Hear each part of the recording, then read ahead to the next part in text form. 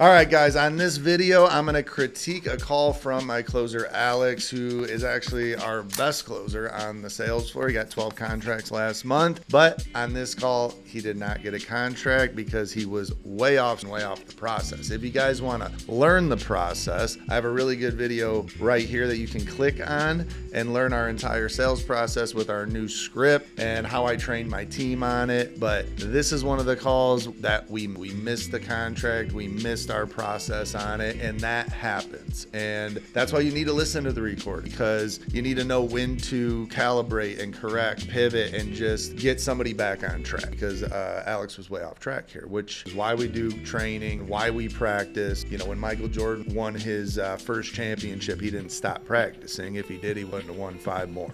So always practice, train to keep getting better. We all need a calibration sometimes, and obviously Alex needed one on this call. So please enjoy. Make sure you like, subscribe, comment below, and enjoy this critique of this sales call.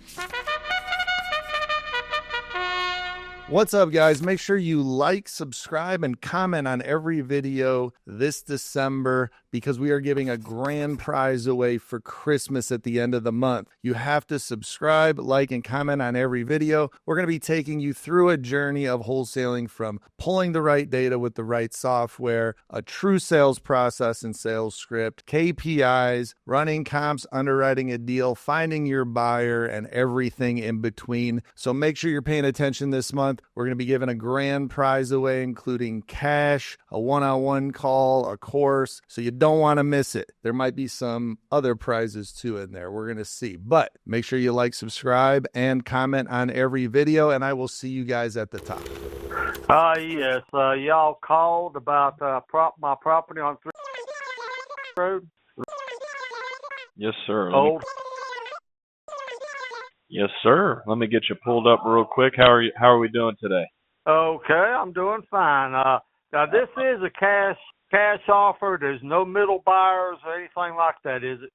Yes, sir. So sometimes, right, depending on the route we choose to take, the exit strategy. Yeah. You're not a middleman that lists the property and try to sell it for me, are you? So this is what we do sometimes, Mr. Willie, and sometimes we will do that. No, not sometimes. I'm talking about this time. All right, so as we hear on this call, the seller calls in. We had called him. He's calling us back. Alex gets on the phone, and as he's looking up his property, the guy already starts, bitching about another wholesaler. Somebody had locked him up. He doesn't want to deal with a middleman. He wants a true cash buyer, which we are. We buy houses, we flip them, we buy and hold rentals. Sometimes we wholesale them, we'll buy them, we'll list them, and sometimes we'll double close, which makes a cash buyer closing the transaction. So instead of leaving any doubt in this man's head, we know those strategies. We know we can either just buy it and list it at the right price. We know we can double close on it. We're going to be the buyer on the transaction, even if we close with another buyer on the same day. So Alex kind of talks himself into circles where I don't think he's giving the seller a ton of confidence. Like, the seller literally just wants to know, hey, am I getting an offer where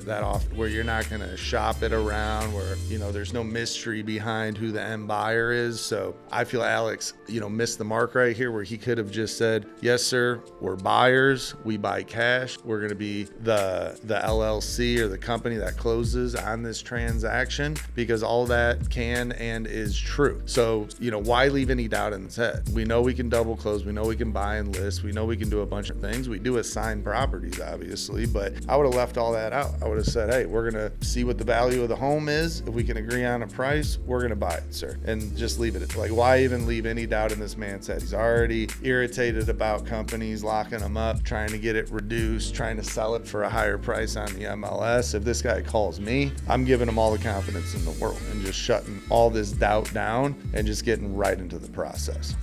Well, look, this is what we're going to do. Is I'm going to go over the property with you. Obviously, we're very good at what we do, Mr. William. We look at a property. If we can get it for a really good price and it makes sense for us to either fix and flip it ourselves or buy and hold right ourselves, then yeah, absolutely. Well, that's what I said. I want whatever the offer is what y'all going to pay me for it. That's what I mean.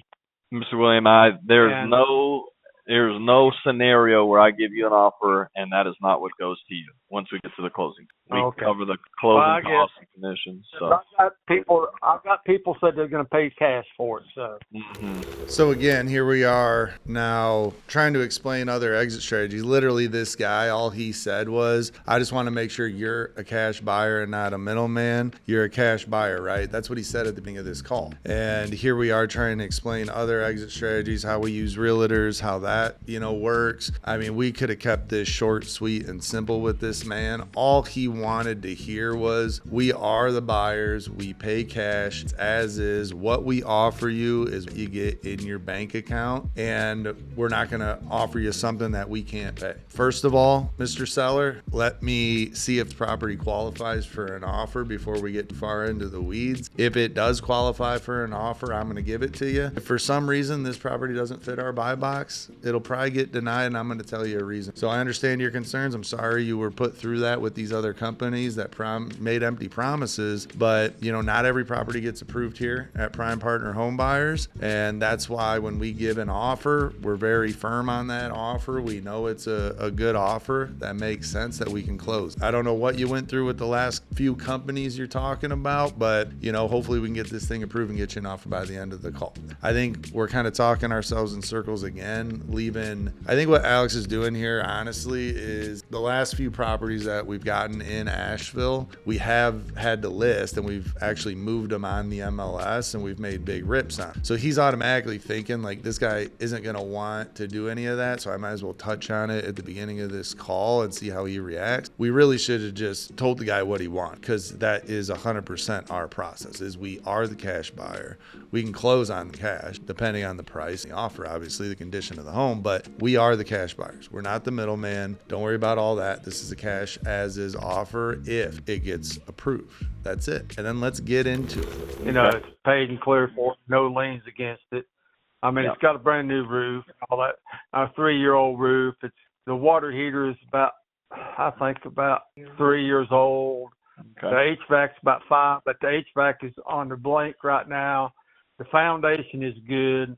Got blown-in installation. It's got the basement's completely insulated on the floors and stuff.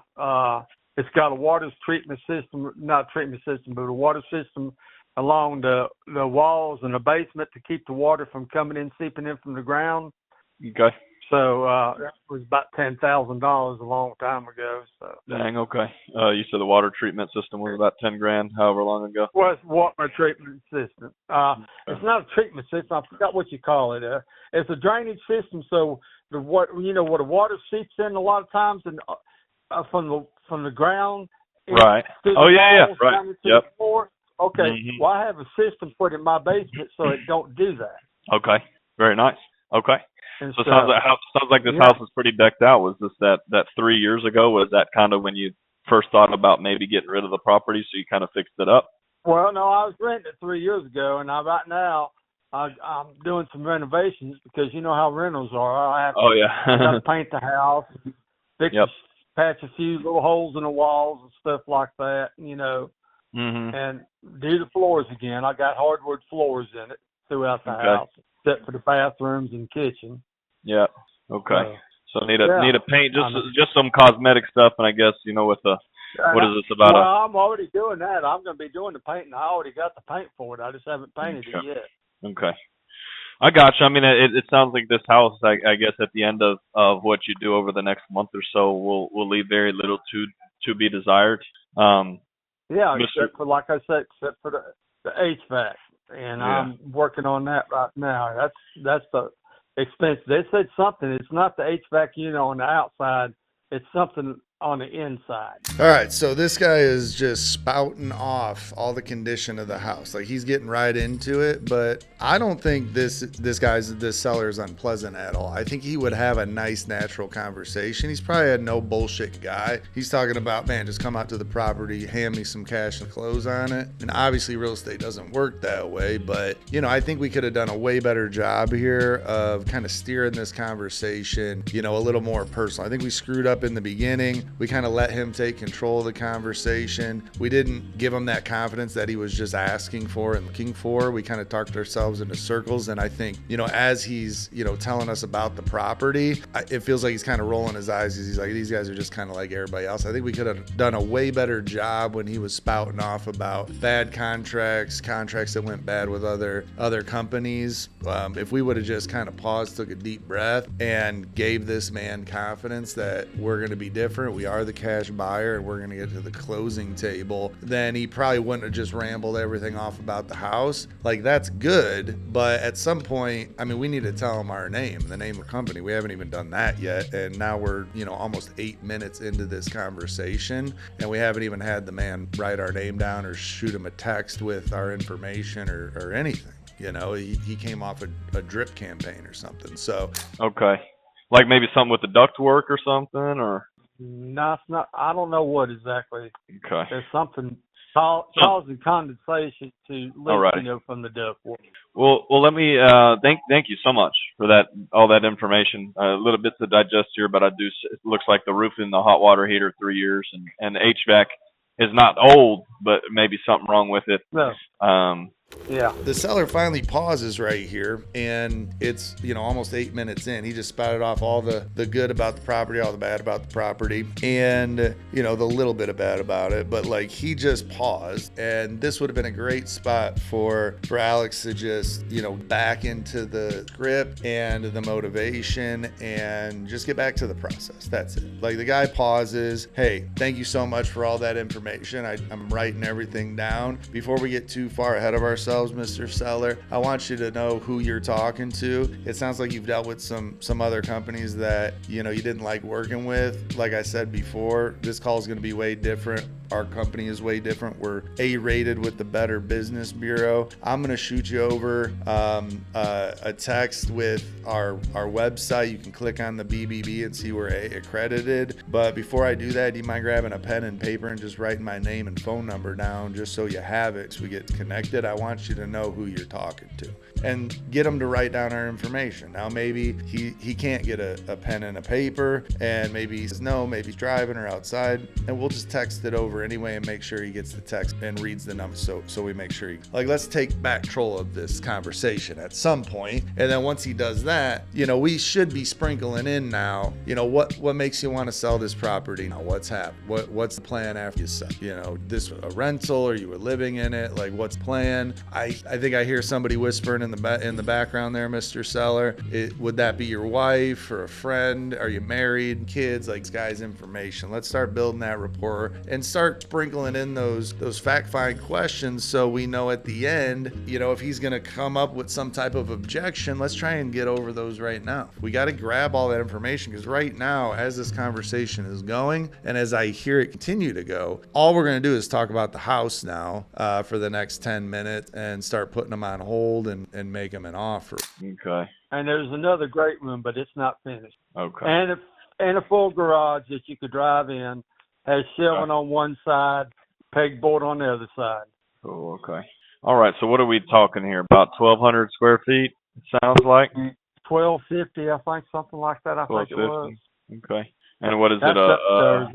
And what is that? A 3-2? Yeah, 3-2. Mrs. Hatch in the background there? Yeah, it is. Hi, Mrs. Hatch. I'm Alex. Okay. Nice to meet you as well, man. So we've got some people try to lowball me because they think I'm older. I am older. I'm 68, but I'm not dumb. All right, so the wife chimes in here, and Alex does a good job of addressing that, saying, is that Miss Hatch in the background, and introduces himself to the wife, which is good. This happens a lot on calls where a lot of stuff can be happening in the background. Either they're working or driving, or they're yelling at kids, or a dog's barking, or somebody's, whispering in the background, or somebody's telling them something. Just address it. Address the elephant in the room. Address the elephant on the phone. If we hear hear a spouse or somebody else in the room, why not bring it up? So I think Alex did a good job there, kind of bringing her into the conversation a little bit. We could have dug into it a little bit more. We'll see if that happens after this, but could have been as easy as, Miss Hatch, what do you think about selling this house? Something like maybe get her talking as well. How do we build rapport and build that trust? It's definitely not leaving any doubt in the beginning like we did. And it's definitely not just talking about the facts of the house. Continuing, we're almost 10 minutes in. Still, I think this is the first time when Alex introduces himself to the wife where he says his name.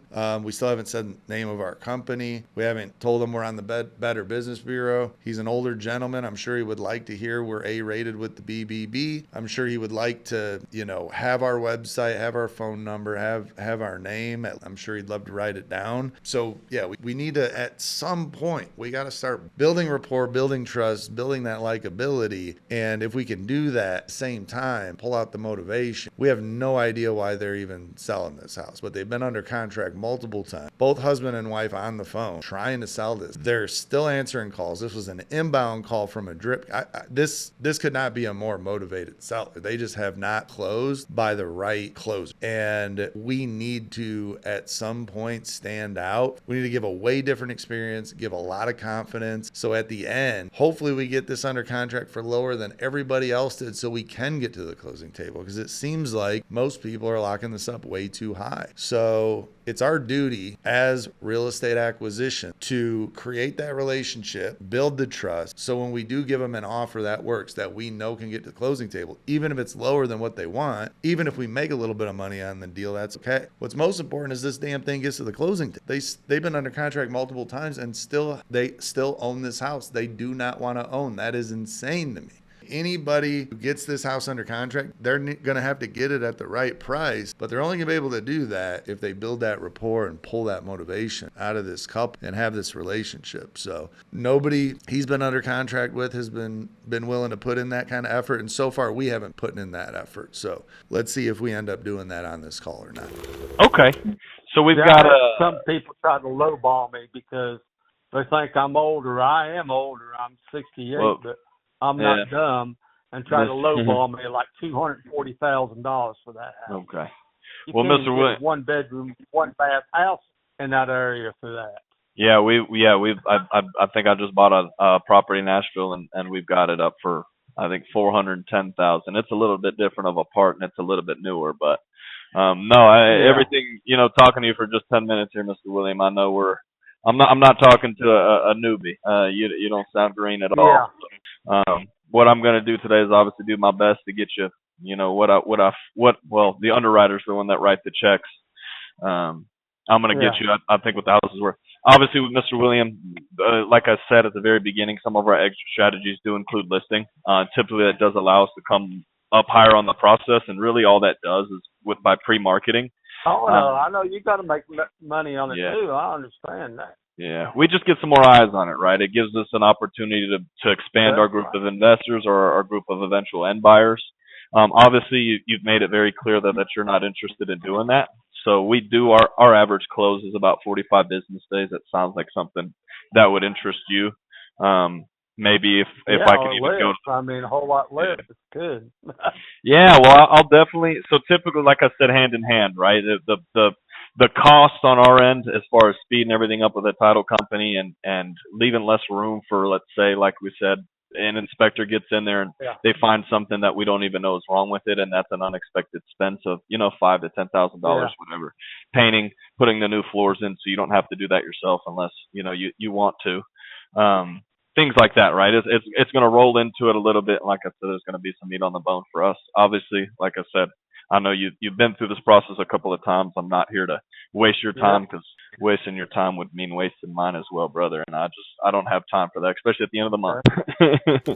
So here's one number that comes up. Seller says $240,000. I get lowballed. Some people have offered me $240,000 on this house. I would have had a huge reaction here. I would have said, "Holy, $240,000! What'd you think about that, Mr. Seller?" "Oh, it's that's a lowball offer." Yeah, I mean, what do you think's a fair offer? Like, here's a time to maybe pull out a number on on the seller without being pushy, without getting into an argument, no matter what number he says. Even if he says, man, I think this thing's worth $1 million, I'm not going to say you're crazy. I'm not going to say I'm looking on Zillow and nothing sold for $1 million. I'm going to say, well, shoot, it's my duty to get you that $1 million today on. So do me a favor, write down my name and information. Like, we can pivot back to what we were supposed to do in the beginning of this conversation. We can start asking the right questions about the motivation. We'll see if we ever pivot to that on this phone call. But he did give 240 as a low ball number that he's been hearing. I would have had a bigger reaction on that. Get another number out of him that he thinks is a good number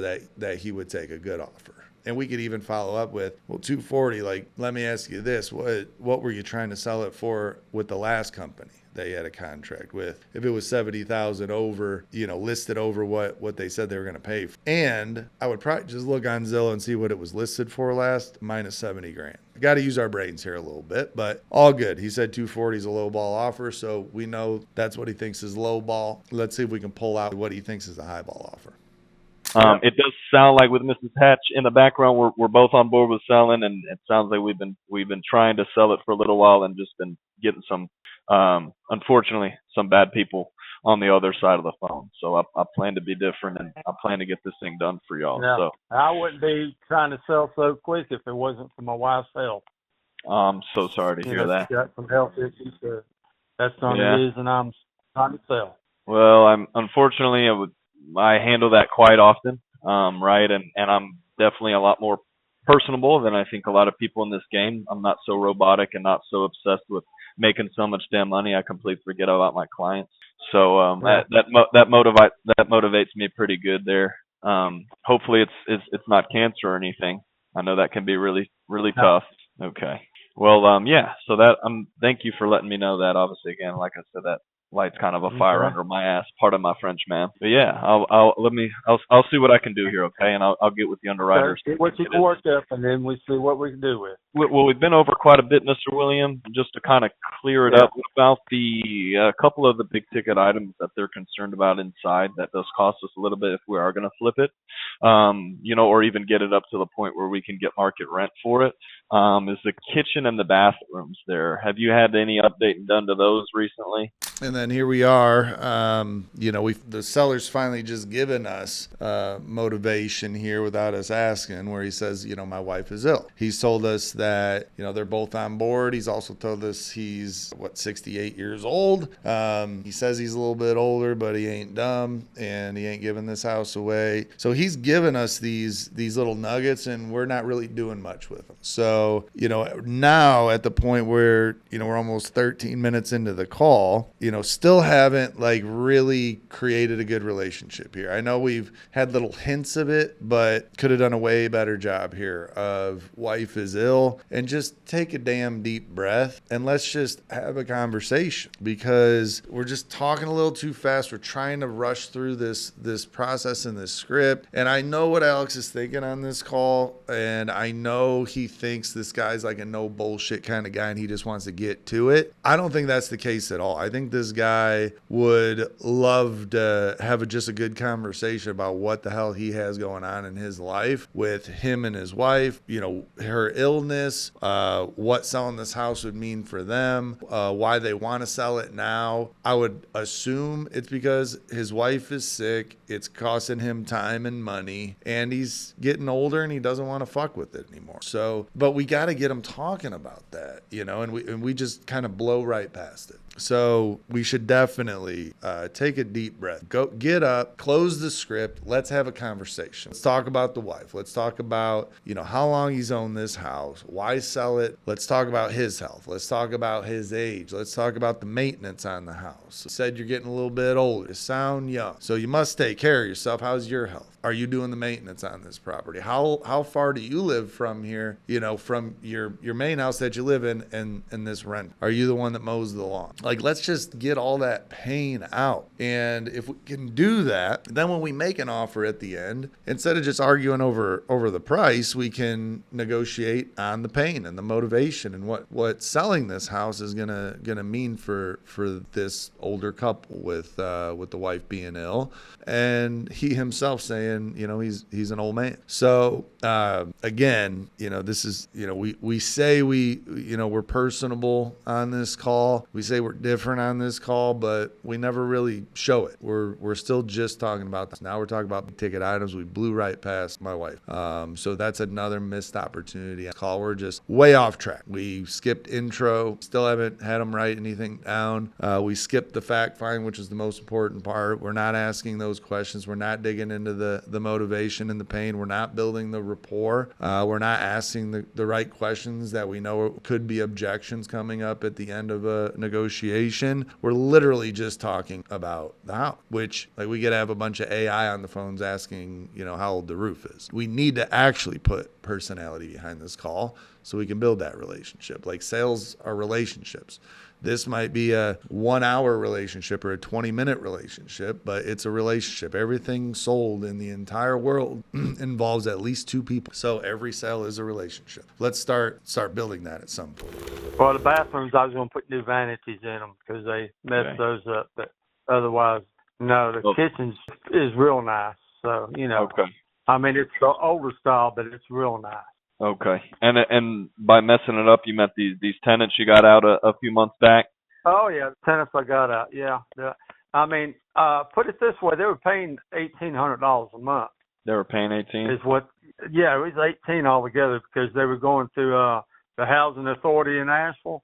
Oh, the Housing Authority was paying $1,000, and they were paying $800. So they were that house was going for $1,800, and it normally would go for $2,500 a month. Rent. Market, it would go for 25. You could walk to Hall Creek Elementary School. That's how close it is. Well, interesting. And you're only 10 minutes, and you're only 10 minutes to grocery stores, doctors, and downtown Asheville. Dang. Okay. Yeah. So good location for sure. What how did they swing that? How did they swing getting what? It sounds like maybe they're on Section 8. I don't know how she swung, but she did. That's unfortunate. We do a decent amount of business in Cleveland. So I definitely feel your pain. One of our more highly used resources is our ability to get tenants out. So we unfortunately, we've got to deal with some cruddy tenants. Well, good, very good. I'm sure they probably did a number on that property because it sounds like those specific kind of people, that happens to. So I'm sorry, that you kind of compounded the issues going on at the house. So, well, we got them out, which is the hardest part, and North Carolina is one of the better states, anyways, right? They do make it a little bit easier. But some of these other states are out of their stinking minds. How hard it is to get a bad tenant out. It's almost like it becomes their house or something. Doesn't make any sense. Oh yeah, they do that around here too. But I mean, luckily we got them out. Yeah. Were they on a month or something? Is that how they kind of work the system? Yes. Okay. It's month to month. Yeah, that's the. And then it still takes 90 days to get them out if you want somebody. Golly. And you have to evict them, and you have to pay to evict them. How crazy! And you got to pay for each person that's in the house to evict them. Well, geez. I mean, Well, crappy tenants, and again, unfortunately, I'll mention your Mrs. Hatch in my prayers tonight. I'm pretty motivated here. I want to take care of you. Tell me this, Mr. William, that part of Asheville where the house is, are you on septic and well, or is that attached to city water and city sewer? Septic and well. Again, another opportunity here. He's talking about the eviction he had to do with these tenants. He's bitching about them. They were paying too little. They were cheating the system, and it took him 90 days to get the tenants out. He had to pay for the eviction. I would have just stayed on this topic for as long as possible. I would have said, how much did you have to pay to get them out? How long did they not pay rent? So you're telling me they didn't pay rent 4 months and it cost you X amount? I mean, you're already upside down X amount on this property in the last 4 months. Let's dig into that a little bit, and let's talk about, most people when they buy a rental property, they think it's going to make them money, but it ends up costing. Seems like you need 50 to 100 rental properties to even make a living, because stuff like this, that's one bad tenant can screw up the books on a rental property as an investment for 2 years. Like if you don't get rent 4 months, plus they leave the place a mess and you got to put money into it, it takes you a couple months to rent it back out. You lose a whole half a year of income, plus you're putting money out there, taxes, insurance, a mortgage, evictions, rehabs. This property's probably cost a lot of money. So let's just stay on that subject as long as possible. Again, we are not digging into the pain. We're saying we're empathetic and we're trying to work with you, but we're not really showing. So few missed opportunities here. Again, in the beginning, he's talking about he just wants a cash buyer. He doesn't want any middleman. We got to give the confidence. We are not the middleman. We are the cash buyer. We even say here a little bit earlier that, sometimes our exit strategies we do list on the MLS. And he says, I get it. You guys got to make your money. Well, and then we say, but we know you don't want to do that, so we're not going to do that. He didn't say that. Like, he just had a bad experience. Don't let that bad experience cost us a deal, and don't let that bad experience change our process. Like, all we have to do with this seller is give them confidence that we can get a deal done, build a lot of trust, build a lot of likability, dig into the pain, and we can offer whatever we need to offer to get this under contract to make sure it's a deal. We could even list it on the MLS if we built all that confidence and just stuck to the process. I don't think that's a bridge too far. I just think whoever he dealt with before didn't give him a good experience. And so far, I don't think we're giving him a great experience when it comes to confidence and trust. On this deal, if we're going to make an offer, what happens at the very end of it? But, we're over 15 minutes in, and, we're just too far off. It takes time to take houses. And, right now, if we're going to start running numbers here pretty quick, we shouldn't be running comps and underwriting a deal until we're 30 minutes into a conversation, and we're half that right now. So let's see how this pans out. All right, my man. Well, I know it sounds like if you've just got a couple more minutes for me, what I'd love to do is run to the underwriters right now. I know, again, you've been through this process a few times. So like I said at the beginning, I'm not here to waste either of y'all's time. But I would love to go, give the rundown to the underwriters, see what they can come up with real quick. Can I place you on a real brief hold, my man? Okay. Sure, okay. fine. Excuse me, sir. Excuse me, ma'am. I'll be right back. Okay.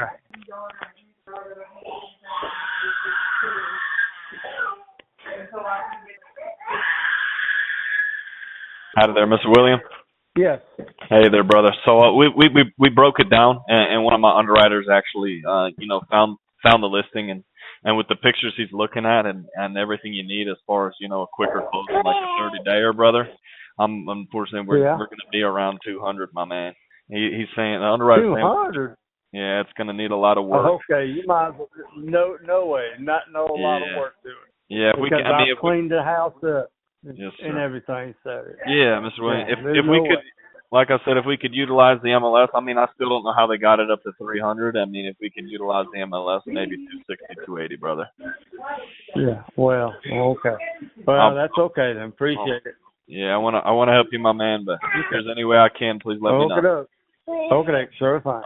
All right, Willie. So here we are at the end of the call, and we just kind of throw out a half-ass offer, which isn't really an offer. We just kind of tell them, we're going to be low on this thing, and we just kind of let the conversation fizzle out. So no matter what the seller tells it, right? He says 240 was a low offer. I must have saw it listed. I don't remember exactly what it was listed for, but if we would have just stuck to the process, if we would have had a longer conversation, this conversation could have been twice as long, easy. And if we could have built that relationship, that rapport in the beginning of the conversation, and if we would have just stuck to the process and given this man a real offer like we usually do, and have him write our information down and write down the virtual withdrawal number and congratulate him on the property being approved. We didn't even use that talk track through the whole conversation. It was never a chance it was going to be denied. It was always, we're going to get you an offer. We're going to get you an offer. This conversation sounds like every other wholesale conversation across. This is what we're trying not to do.